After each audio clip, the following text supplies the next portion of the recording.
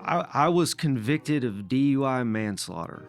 So I own that, and I'm going to ride that horse forever when it comes to this conversation and that situation in my life. However, I was so distracted with my phone that I'm a firm believer, and I believe it up almost to a certainty of 100%, that even had I not been drinking on that day, that I was so distracted that fate would have still played out the way that it did. Hey, how are you doing? This is Ronnie Rivera from Rebounds podcast, where the power of the comeback is the most important thing and the story is why we're here. Welcome, my friend Chad Mattson, to Rebounds podcast. This week's episode is going to be brought to you, like all weeks, it's brought to you by Meredith Bush Law Firm and Blush and Nail Society and Randall's Formal Wear, friends of mine and now friends of yours. Welcome to the podcast. How are you doing, Chad? I am doing well, Ronnie. Thank you so much. This is truly an honor. I don't often have an opportunity to sit with authors, but here we are. I've got my friend Chad Mattson, the author. For listeners that do not know Chad Mattson, who are you? Oh, who is Chad Mattson? I think the simple answer to that, Ronnie, is I'm a man who made a life-altering decision. I paid a price. I am still paying a price. But somewhere along the line, I made a decision also that I would not stay broken. Through that, it's a work in progress. I'm a man under construction, so a lot of pathway ahead of me.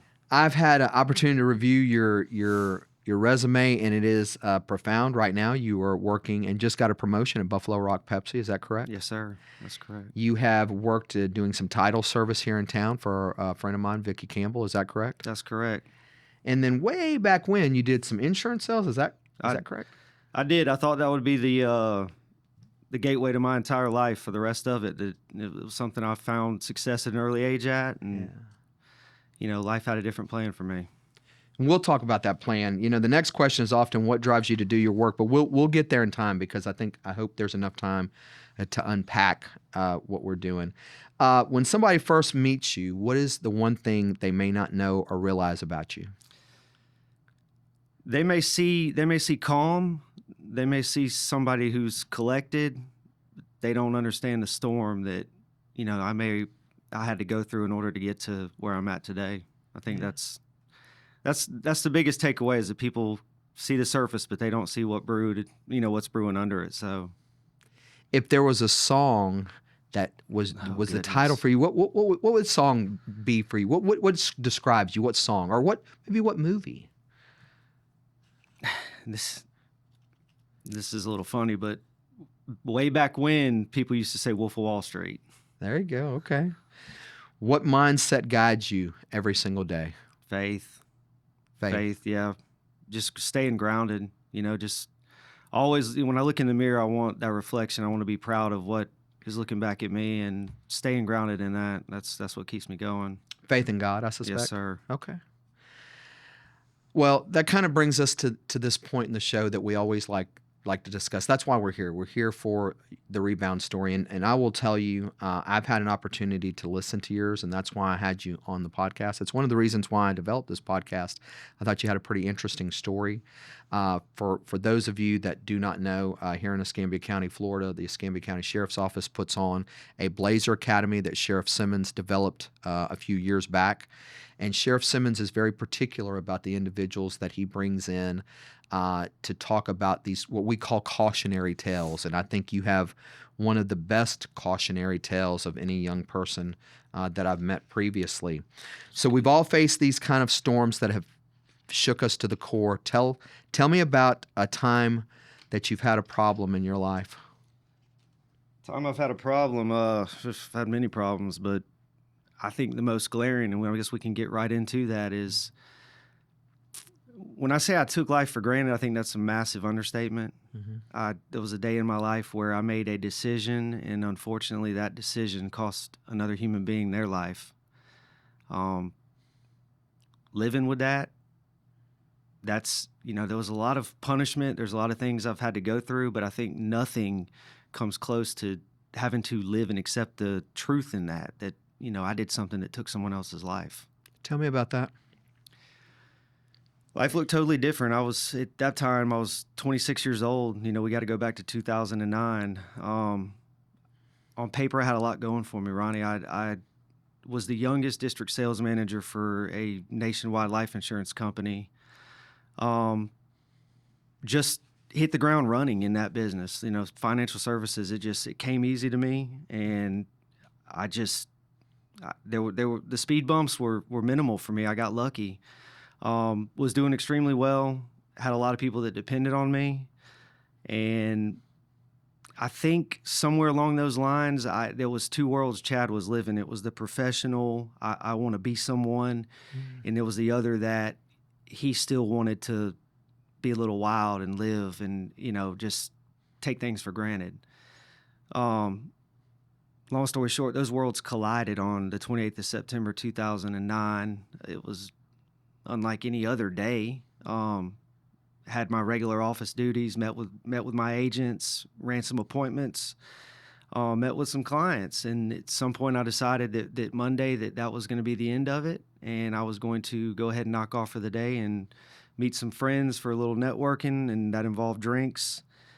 That went a little longer than expected. I had one too many drinks. Ended up getting into a little bit of spout with a girlfriend of mine at the time, and I remember texting a lot that day. And when I left, the text messaging and that spout continued, and I got in my vehicle like I would any other time, except on this day I'd been drinking. When I got in the vehicle, I was completely distracted at this point with the conversation with her, and I took that distraction onto the road. And when I did, I just there's a lot that I don't remember from that day because it's just a blur. It really truly is a blur. But one of the things that I live with every single day is I remember the moment when I was so distracted. It was like, oh my goodness, I'm driving, but you know I was driving with my knee, and I felt an impact. And the first thing I thought was, did I hit a power box? Did I hit a pole? What did I just hit? Because it happened so fast. There's so many things you're prepared for in life.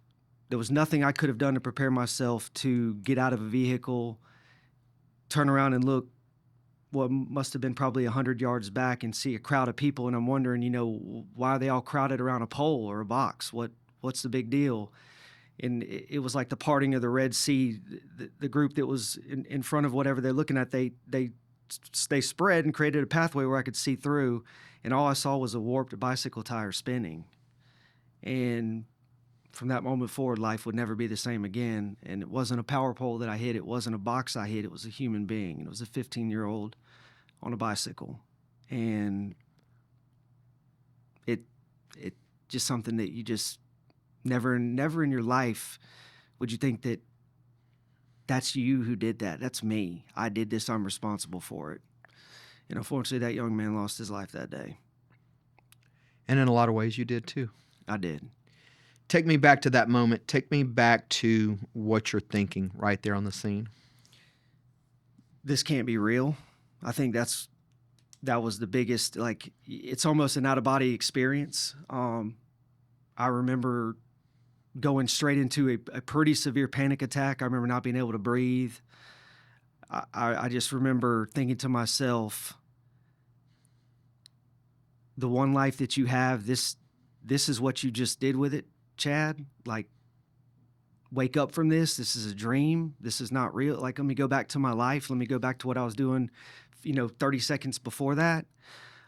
It was the most terrifying experience I've ever endured as a human being. I mean, that's the best way I can describe it. It's one of those things where I say you have to live it, but I pray to God you don't. So you leave work early on a Monday. You've got a lot of things going for you. You go and do a lot of networking, a little bit too much. A little bit too much that day. And you get behind the wheel and you tragically take someone's life. Are you arrested on the scene? I was taken into custody probably, there was about a 2-hour period before they actually took me into custody. And at the time, the young man was still alive. It was a different set of circumstances on that day. but I went in for DUI serious, or not DUI injury, I'm sorry. I went in for leaving the scene of an accident with injury. That was the initial charge. So now, did you have an opportunity to talk with your mom before you're arrested, or there shortly after, I or talked to my your family. father? Yeah. I talked to both of them during that process. The state troopers that were there on site, they were pretty, I don't want to use the word understanding, but they were letting me make phone calls. We were just trying to process this whole thing. Really what had just happened. Where do we go from here? I'm terrified. I had never been in trouble, nothing of that magnitude. So to know that all of this activity, you just see all the lights and you see the uniforms and you think they're here because of something I did. It's just processing everything in the moment. So my parents, I remember when I talked to both of them, it was kind of a similar situation. They didn't want to believe what was happened happened. Yeah. And it was just a state of shock for everyone. Did you understand the severity of the moment? Did you understand that there was a strong likelihood that you would be going to prison in that moment? Did you understand that, or did you think that maybe I'll get off of this? Maybe this is not as serious as it looks. I'm going to be honest. I took the worst case scenario road in my head, and that's pretty much everything that was playing through my mind was, A, you just lost everything that you had worked hard to achieve, and B, you're going to go live in a world that you'd only seen on TV. How long is it before you go to trial? It's 6.5 months. They expedited the process, so I didn't actually go to trial. I ended up taking a plea. I took a guilty plea. Yeah. So it was. I've had this conversation with many people. They ask what was the hardest portion of the punishment phase, and for me, being on bond was, because it was like everyone around me was treating me like they're getting ready to go to my funeral. Yeah. It was just, it felt surreal to say the least, but it did something to me mentally, because it just, all my relationships had been altered. You know what I mean? Like everyone now was looking at Chad like, is this the last time I talked to him? Yeah.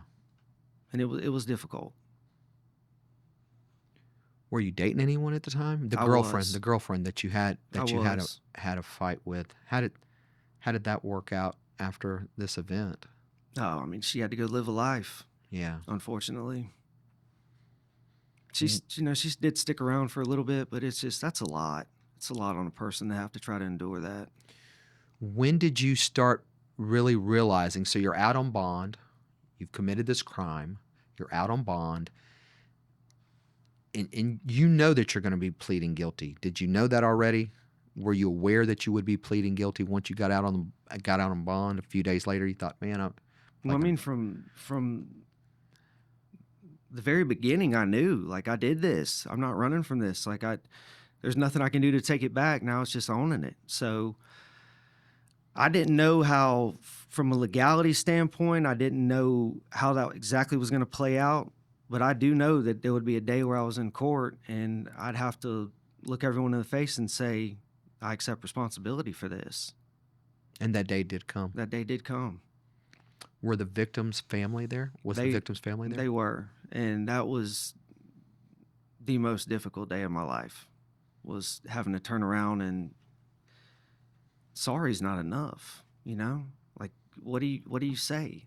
What do you say to someone that you've done something so horrific, it caused so much pain? It's just, all I wanted was to make it all go away, and I didn't care what that looked like. It's just take it from them, give me whatever, but I couldn't do that.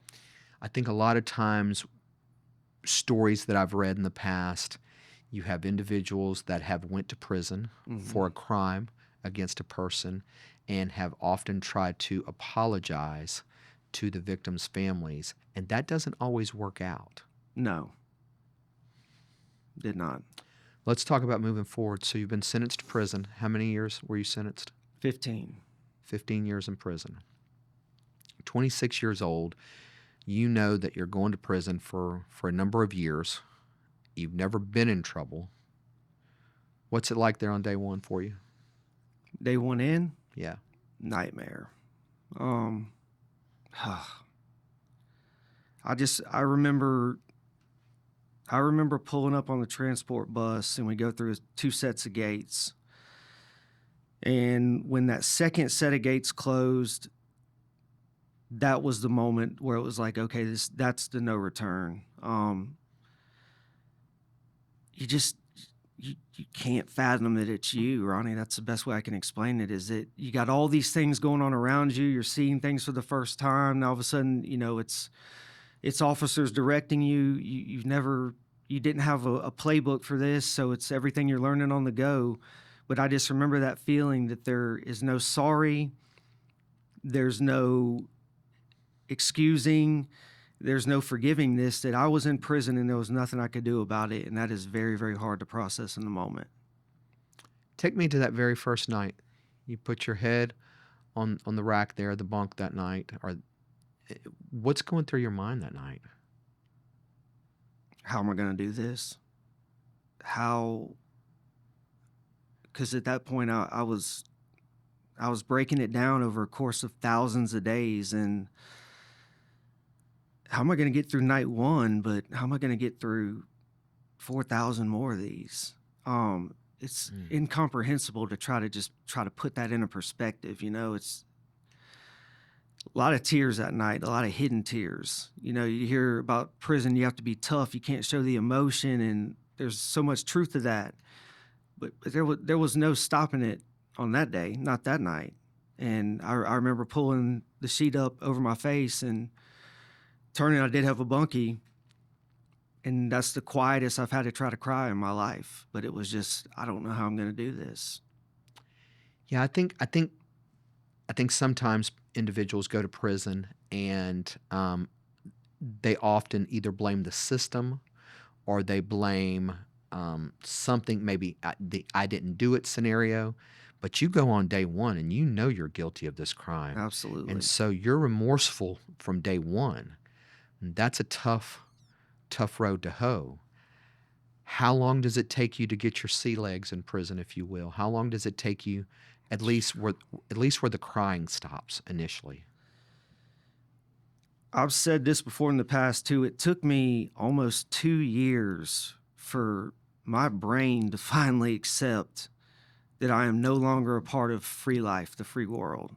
And it took 2 years of that, because you try as best you can to hold on to that identity of what you were on the other side of that fence. And just as far as getting my legs under me and saying, okay, ready, set, go, this is what it is, it probably took 2 months before I was just kind of like, okay, this is where I'm living. Let's figure out how to do it. Are you assigned a job? What does those first 2 months look like for you? Are you going to chapel? What's going on during those first 2 months? There was a lot of that. There was going to chapel. I wanted to be on that rec yard as much as I could, just to get me out of the dorm. Yeah.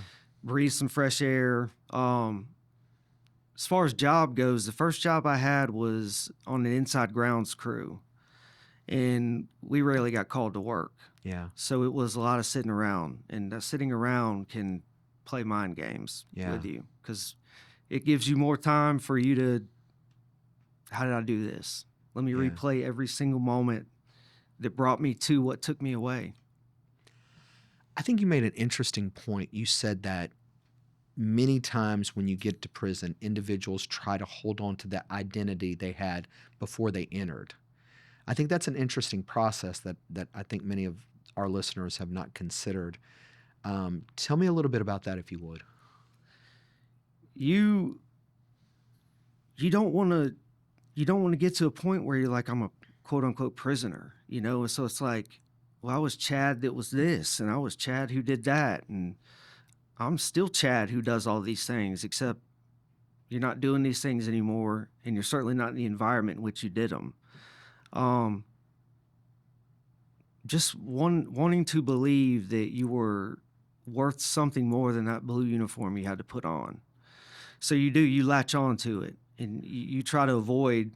It's like, well, I'm here, but I'm really not a part of this, and that's a difficult part of the process because you are a part of it, and you've got to learn how to live that life inside that fence. How are your family and friends holding up now that you've been sentenced to these 15 years? Once you're incarcerated, how are they holding up? They were the tough ones, man. They were my rock. It was always positive. It was always, no matter what, Chad, you got this. You're going to get through it. And I needed that, especially in the early days. I needed that because I didn't believe I could. And, I wanted to pity party myself. Um, I know they were struggling. I know they were hurting. But they put on a game face and said, let's get through this. I've had an opportunity to talk to your mom a couple of times, and I know your mom, and she is a supporter. I would think as many people's mothers are a supporter of them, even in the darkest days. But I'm certain she must have cried herself to sleep a couple of times. Ronnie, I'll never forgive myself for the pain that I caused her. And I came home and realized my mother wasn't the same woman anymore. Yeah. It's because I forced her to endure something she didn't sign up for. Yeah. I heard you say one time in one of the lectures that you gave to kids, it's not just what you think about prison, it's your birthday, it's your Christmas, it's every single day, no matter what that day brings, you're incarcerated for killing a person. Is that something that was hard for you to stomach at first, especially like a birthday or a Christmas? Yeah, and it's something that I'm still learning how to stomach. It doesn't go away. I don't know if I got into that portion of it during one of the lectures, but it starts off with me, the birthday I'm missing, the Christmas I'm missing. My family is dealing with me not there. And there was a maturation process for me in prison. I grew into something that I wasn't before I came in. And I remember distinctly the moment when that Christmas came, and no longer was it the Christmas I missed. There's a mother who doesn't have a son anymore. Yeah, I remember you and I talking, and that question came up during the Blazer Academy, and I remember you saying, you looking at me and the group, and you said, it wasn't about just the Christmas I missed or the Christmas my family missed, but at some point I had to deal with the fact that I made another family, their child, miss a Christmas. Tell me about that process for you. How did you get there? How did that work? Because it did sound like you had some obligations internally with your spirituality that said, hey, I'm guilty to begin with. But how did it really kind of make full swing to, hey, I've really made people miss birthdays and Christmases and a life? I don't think it was like an aha moment per se. I think there was 1,000 thoughts and 1,000 decisions that I had to make in the dark and face in the dark, and it felt different. When that day came, it didn't feel like I'd already missed several of these. Yeah. I'd already gone through that phase of my life isn't the same anymore, and then that day finally came where it was.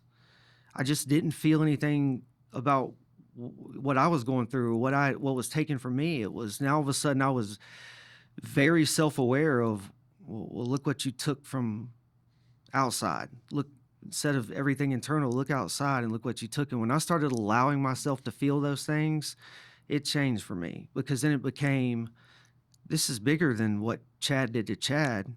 Chad's getting exactly what Chad deserved.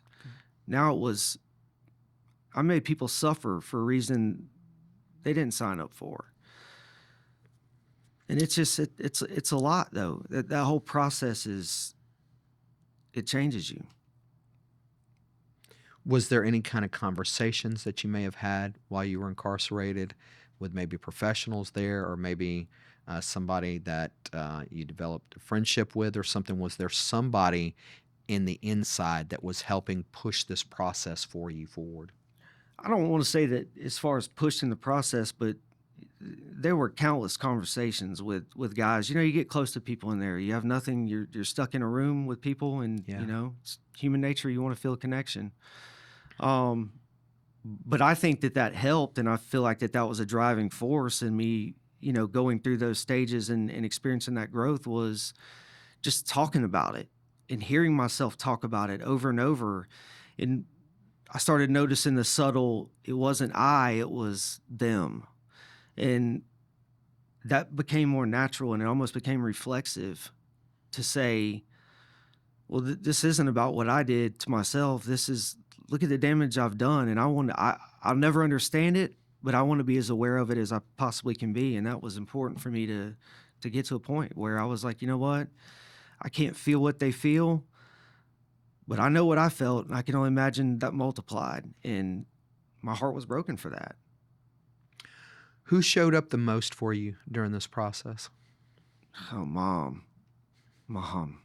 I wouldn't have made it. I wouldn't have done it without her. She was that rock, and that's cliche, but my mother stood with her head up, and I know she was hurting, and I know that she didn't know what she was doing, but she was there for her baby boy. I can say that. She if I needed anything, Mom was going to find a way to help make that sentence as painless as possible, and she did just that. Did faith, 'cause we talked a little bit about your faith to begin with, did faith play a process in this for you, or maybe your mindset or discipline? Was there something that helped you in this process? I think there was several different components, but faith was an anchor for me. It just, you can't go through something like that. You can't be in that dark place and not have a light to look for, to grab and hold on to help see you through it. And I let my mind open up more to a lot of things that it was closed to for a long time. I wasn't living the best life when I was free. I took a lot of things for granted. And to be able to delve into my faith and kind of watch that mature along with me, I feel like that's what helped me look in front of that mirror and say, I want something different, and I'm going to do whatever it takes to get there. So I tell anybody is that when you don't feel like you don't have anything, you do have your faith. 26 years old, drinking, sentenced to prison. At what point did you realize I'm not the same person I was the day I got off of work early? It took a little while. I can't sit here and say that there was a flip of a switch or a snap of a finger and all of a sudden Chad was different. The first couple of years, I beat myself up. I really did. I wanted to guilt trip myself as hard as I could because I was suffering. I couldn't fathom what I'd done to other people, and I'd ruined my life. So I took all that, balled it up, and said, let's make it worse. So I spent a lot of years, Ronnie, just in a dark hole that I felt like that's where I was gonna take up the real estate for the rest of my life, that I was never gonna come out of it. But there was a time when it wasn't. It was not one moment. It was 1,000 moments where I made a different decision and no one was around to clap for it. And you start believing in yourself more and more. And I didn't have a lot of that in the beginning. I didn't. But when the self-belief became a thing, Chad started to become a different person. I could see it. I could see it by the reaction of others. It was them telling me different things. How did you start to rebuild that confidence in yourself? You're still incarcerated.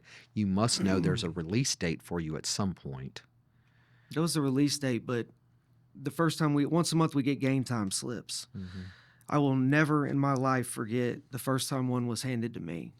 I grabbed it, looked at it, would go to the bottom of the paper, and there, plain as can be, was the date of February the 2nd of 2025. Now, granted, it's early 2010 at this point. And I'm looking at that like that's a video game date. Cars will be flying. It was just, to me, I didn't know how I was going to survive that. Yeah. So discipline was the one, that was the cornerstone for me. It was just like, I'm going to start finding ways to get small victories. Okay. Making your bunk every day. Then I got on that rec yard and realized that I'm not just working out to pass the time, that I'm using this as a transformation tool. Because if I can change my body, if my mindset was strong enough to put in the work, change my body, then my mindset was strong enough to change Chad as a whole. So I was taking discipline on, whether I knew it or not, I was taking on discipline slowly but surely, and it eventually evolved into I don't feel the same anymore moment. And it felt good. What does that emotionally look like behind the scenes for you? Oh my goodness. It's the ups and downs are unreal. One day I'll wake up and say, you know what, whatever this day holds, whatever these years hold, I'm ready for it. Let's go get it. And then there's other days where I couldn't get off the bunk. So down, so beat, so defeated. Just roller coaster. Was there a moment, obviously you're getting closer to release now. Was there a moment that you say, I can accomplish things when I get out?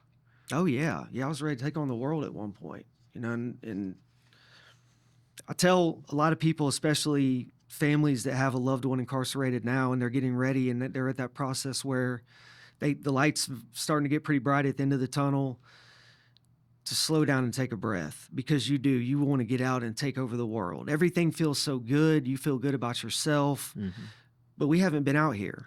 I had not been in this world that you had been living in the entire time. So it was kind of spinning for me, very closed off. So I was more or less closed-minded when I really put in perspective what freedom was going to look and feel like. And when I got out, it didn't feel like it did when I was behind that fence projecting that freedom. And that was a wake-up call. We've talked a lot about your setback here, but tell me some of the strengths that you discovered about yourself in this journey. Oh, I was stronger than I ever thought I could be. I mean, I think that was the one that jumped out at me more than anything is, excuse me, when strength is all that you have left, that's you find out what you're made out of. And I would have bet the other way before that, I wasn't tough enough to do it. But I was, and I got through it. But just my mindset, there was things that I accomplished while incarcerated that I think some of the most important things I had ever done. One day I picked up a pen and I was like, you know what, I'm going to start sharing my story. I'm going to make myself, the cautionary tale type. But I'm going to make myself that beacon of warning for everyone else. Don't let your life end up like Chad's. So I started with the Pensacola News Journal, and that was a goal for me. It was just, could I write an editorial opinion that was good enough to be printed and people would say that's worth reading? And not only did I do that, I probably did it about 40 times over the course of the sentence. And that was one of the things that jumped out at me more than anything, is that, if I put my mind to it, regardless of the circumstances, regardless of the environment, I can accomplish it. And it was a good feeling. How do you hope others see you? How do you hope they see you? That's tough. I hope they see a guy that didn't give up, that he faced a storm that he'd give anything to erase from the history books and of life. And although he couldn't, and I can't ever correct what I did that day, that I realized that this was way bigger than Chad, that I did something that a lot of people can't forgive. Chad, you and I had talked a little bit before we got started here tonight about forgiveness and how you have forgiven yourself, that kind of stuff. What did it take to make you forgive yourself?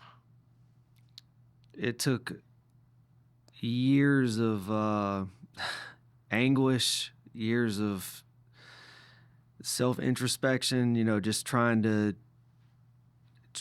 to find, and the best way to put this is like an outlet or a route to getting to the root of who I am as a human being. And I had the hardest time because I had so many barriers. I gave myself a guilt trip that you can't put into words, but what it took for me to forgive myself was I had to turn my life over to a higher power. Yeah. I mean, I literally had to do that. I had to say that I can't do this on my own. I can't handle this. I have to give it to someone. And I mean, that someone for me was Jesus Christ. It's just, I had to look myself in the mirror and say that this is bigger than Chad. This is more than I'm going to ever be able to handle. And, if God forgave us, hey, who am I not to? How can Yeah. I not? And that's literally what it boiled down to, is just that if I had been forgiven, then I had to forgive myself. Otherwise, I will not serve a purpose for the people that love me the most, and this world for that matter, for the rest of my life. I think for me, and I'll tell you, I read the show notes before we got here, and again, you and I have had some interaction through the Blazer Academy where we interact with young men and young women.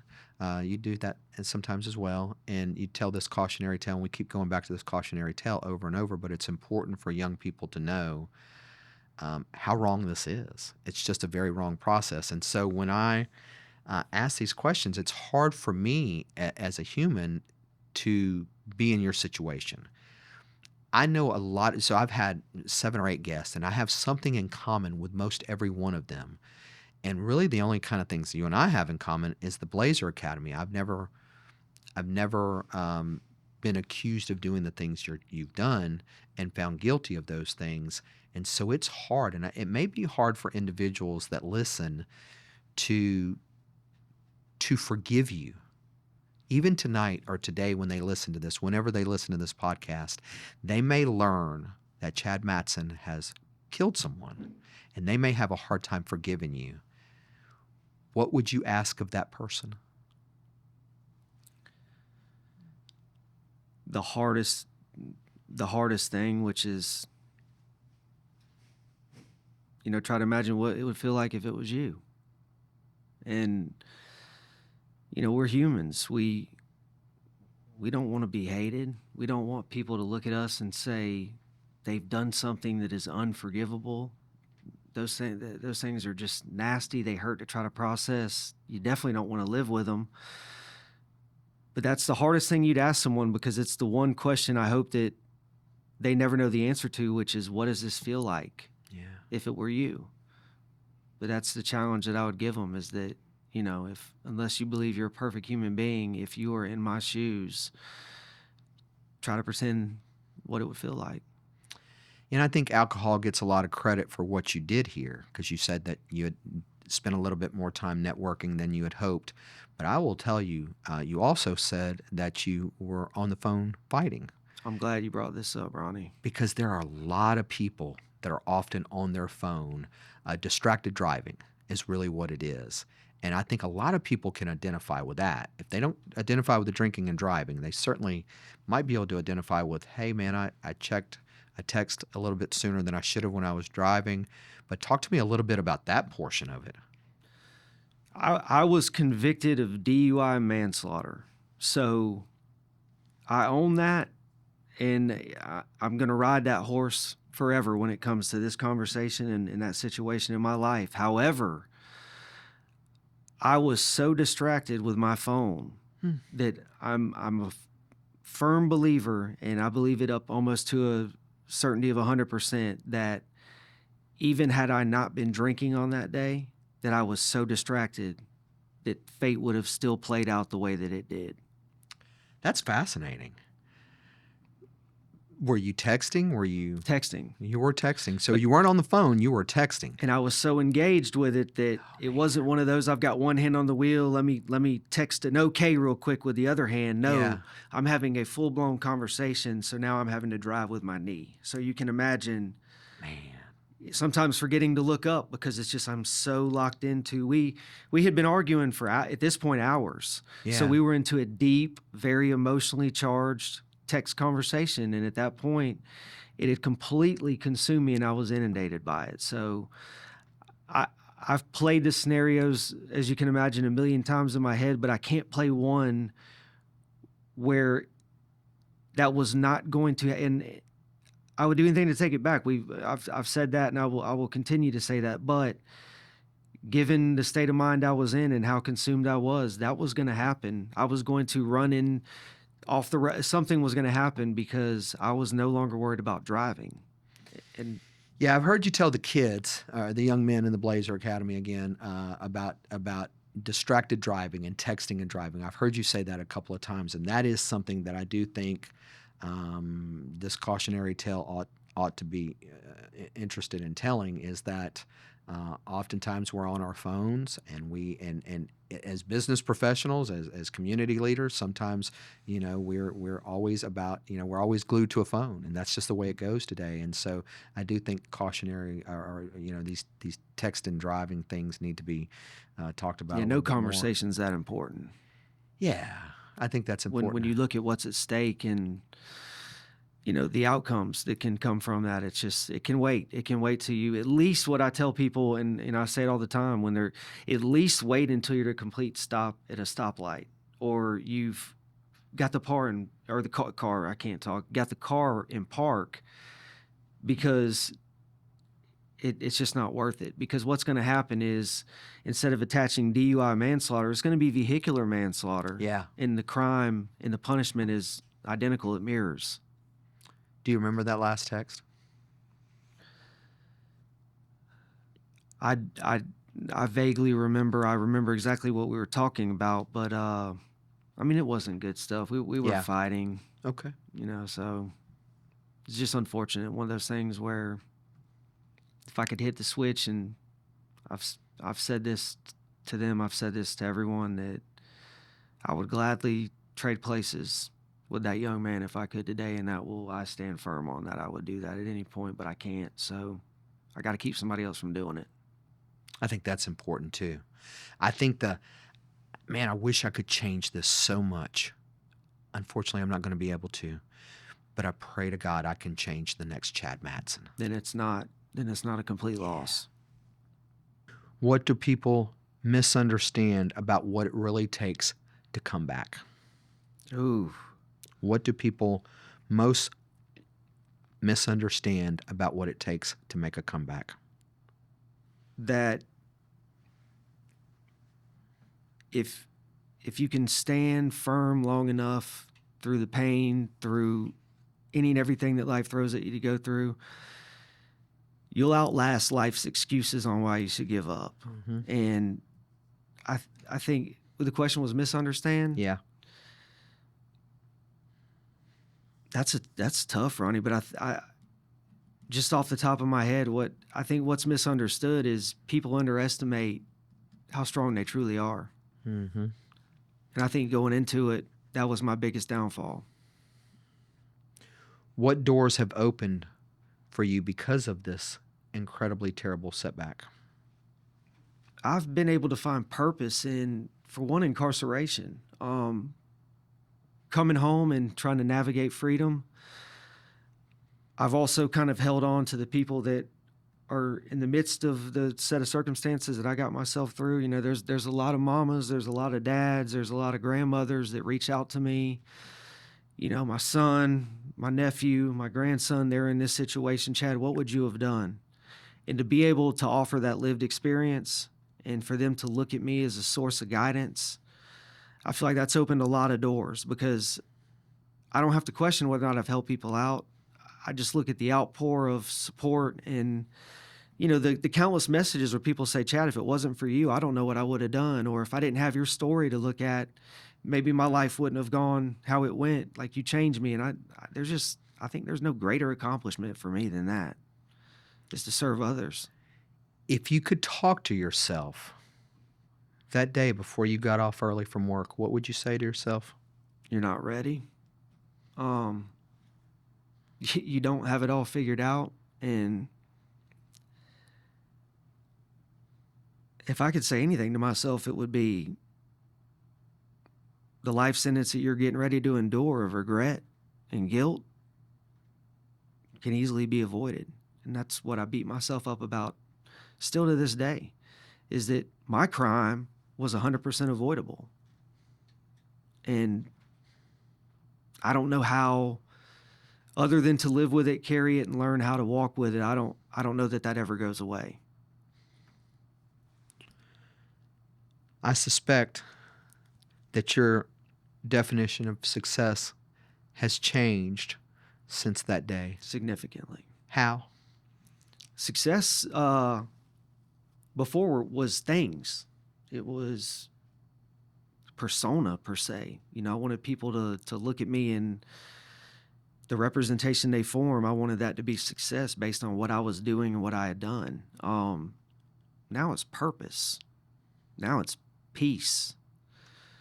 Success to me today is when the day ends, when I look in the mirror, that I'm happy with what I see looking back at me. And if I am, then there's no greater form of success that I can feel. What daily habits or rituals ground you in that success that you have today? Reminding myself, spending those quiet moments, just reflecting. I think I have to do that. Physical fitness for me has become a cornerstone, and it's been the backbone of, just my discipline, my makeup of, walking a different path and living a different way of life. But I wrote a book, and I think getting that first page out of the way and getting to a point where I was like, you know what, I'm not gonna stop until I finish this. That this is too important. I feel like that was a major accomplishment for me, and it just instills a level of discipline. I think with discipline, your whole life can look completely different for the good. We talked about that up front. We talked about you being an author. Tell me a little bit about your book. It's Inside Out. It is a Florida DOC survival manual. It's two-part basically. It can work for someone who's currently incarcerated, but it's more beneficial for the families of a person who's there as their support system. I try to outline and illustrate the proper way to do time. The time doesn't have to do you. You can actually get in there. You can become a better person. You can, from a bedrock, you can build and construct a version of you that's going to be more prepared for freedom than you may have ever been able to do on the outside with your freedom. So it's kind of a first of its kind. I felt like I looked around when I came home and was just like, there's not anything like this out here. So I'm going to have to do it. I'm going to have to write it. What's the best piece of advice you've gotten in your life? Oh, slow down, and it's not about perfection. It's about being in the present moment. And I think it's difficult. Let me ask it this way. How has failure shaped your purpose? That's a good one too. Well, I mean, I experienced the ultimate failure, at least for me. It's made me put on a different set of glasses with different lenses, and it allows me to see life completely different. When you go through something like that, there's so much internal turmoil. You just trying to figure any and everything out about you, what it took to make that decision and what it will take to never be the person that would make a decision like that. There's so much with that.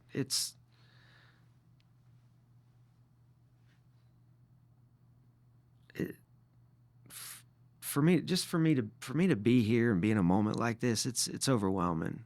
It's really overwhelming because I know what I was. I was a complete failure in the eyes, and I may still be to a lot of people, and may always be.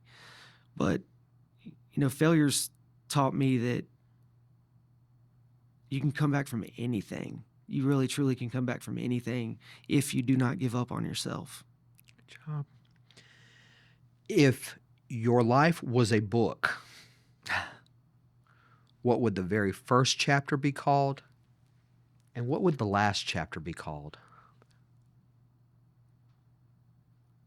Oh man, the first chapter would be how it all ends. I think the final chapter would be redemption. What do people get wrong about rebounding? What do they get wrong about this? What I think they get wrong is, of course, I don't think that anybody thinks rebounding is something that comes easy. I don't believe that, but I truly believe that what they get wrong is they undervalue what it's truly going to take for a complete rebound. Mm-hmm. And that's the only way through that work is to go through it. and it's a process. Start to wrap this up. You've expressed quite a bit here this evening, and we certainly do appreciate it. Yeah, this is an honor. What would you say to somebody that's listening right now that is stuck in their own rebound process as we speak? You're going to make it. I promise you're going to make it. I know that it feels like the end of the world, and I know it feels like it's too much.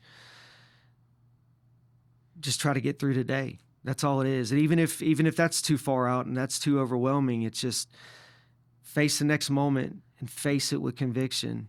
And I promise you, those minutes, those decisions, those days, they add up, and before you know it, you'll look back and say, I made it. Before I ask this last question, I never give guests an opportunity, but I will give you an opportunity. Is there anything you would like to say before I ask this last question? Just that I appreciate this. For anybody that is watching this, you may be going through your version of what I went through. It just may look different. It may feel different, but I just want people to understand that we are strong enough to overcome any and everything we have to face. And I know that sounds cliche, and I know that may even sound unbelievable to you because I know how bad that struggle is, but just believe in yourself, and I promise you will turn this life around, and you'll look back and be in the same situation I am to say, damn, I made it. I will tell you, I have an opportunity to review your book. It's a great book. I will put it in the show notes for those that are interested in it, and I have an opportunity to read through it themselves. But the last question, I always ask every guest this question: what is your personal definition of a rebound story? My personal definition of a rebound story. It's taking everything that life throws at you, and at the end of the day, no matter how hurt you are, no matter how beat down you may be, you don't quit.